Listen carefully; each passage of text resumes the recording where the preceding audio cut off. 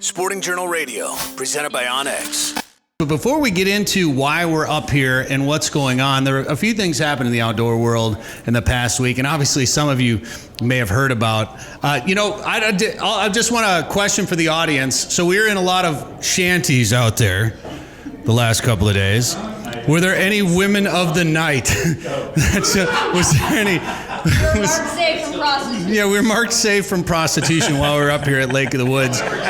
My goodness. Now, this story's been beat to death, so you're probably sick of hearing about it, but this mayor in Hudson, Ohio, right? And some of you guys are, how far, do we have anybody from Ohio here? Yes, we do. do have somebody from Ohio, so we're going to have you on to talk about, do you know the guy? Do you know where this took place? I do not know everybody in Ohio. I guess he doesn't know everybody in Ohio. How many prostitutes do you know?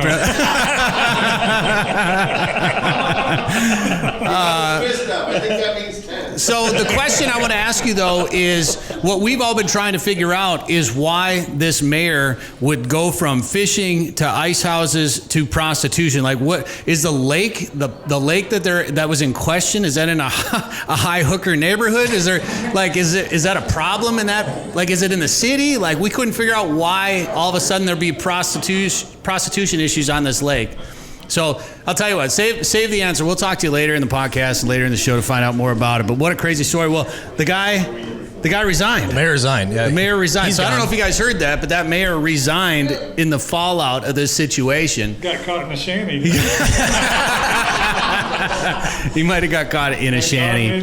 Yeah, man, what a crazy story. Holy smokes. You can't make this stuff, ladies and gentlemen.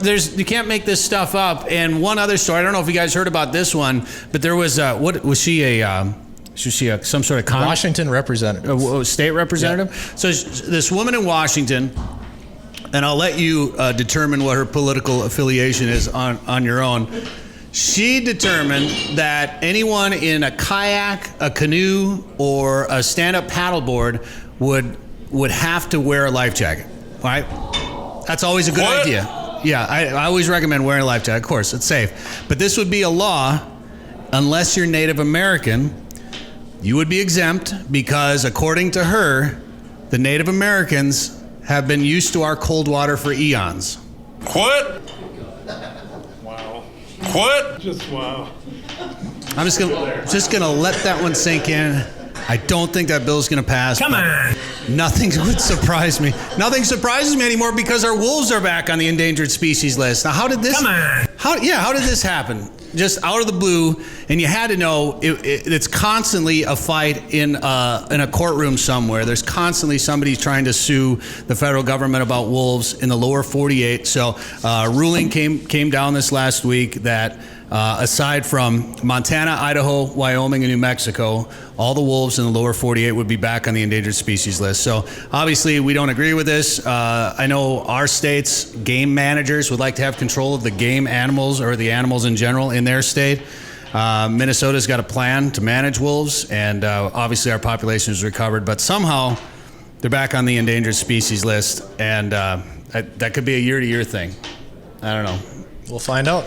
So, and we will keep you informed on our website and social media. You can read all about that at sportingjournalradio.com. We are at Lake of the Woods right now, ladies and gentlemen, at Riverbend Resort. You guys having a good time so far or what? Yeah.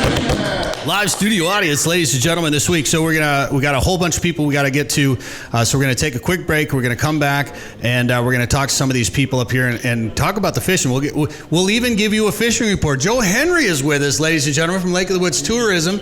He's never given us a fishing report before on this show.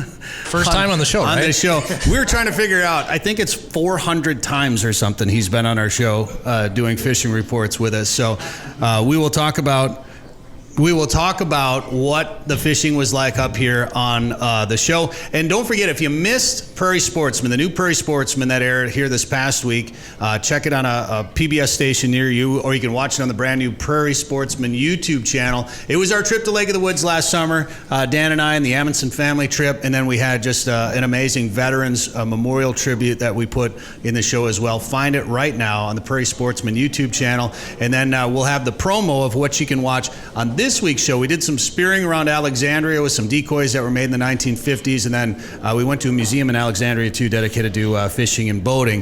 But first, Dan, who are our sponsors this week on the show? Our sponsors this week, as always, are OnX. Get the OnX Hunt app today. Know where you stand with OnX. Camp Grayling, catch the Grand Slam, lake trout, pike, grayling, and walleye fish Camp Grayling this summer. Ottertail Lakes Country, find your inner otter at ottertaillakescountry.com. Haybale Heights Campground and Resort on Devil's Lake. Chase perch and walleyes out of a heated snow bear. Learn more at haybeleheights.com. Lake of the Woods Tourism. Lake of the Woods is the walleye capital. Plan a trip for this winter or summer at lakeofthewoodsmn.com. Prairie Sportsman, the new season is underway. Watch episodes on the Prairie Sportsman YouTube channel or check out the TV guide for local airtimes. And Mid-Migration Outfitters, we're now booking Minnesota spring snow goose hunts. More info at midmigrationoutfitters.com. And don't forget, the Minnesota Deer and Turkey Classic is coming up March 10th. Second weekend in March, the Deer Classic. I should have the dates in front of me. It's like the 25th and 26th for the sheep show. Yeah, mndeerclassic.com for the Deer and Turkey Classic in Shakopee at Canterbury Downs. And then also the Midwest chapter of the Wild Sheep Foundation, their annual banquet and fundraiser, March 25 and 26 at the Minneapolis Marriott Southwest in Minnetonka. MidwestWildSheep.com for more info. Hear more at sportingjournalradio.com or wherever you get podcasts.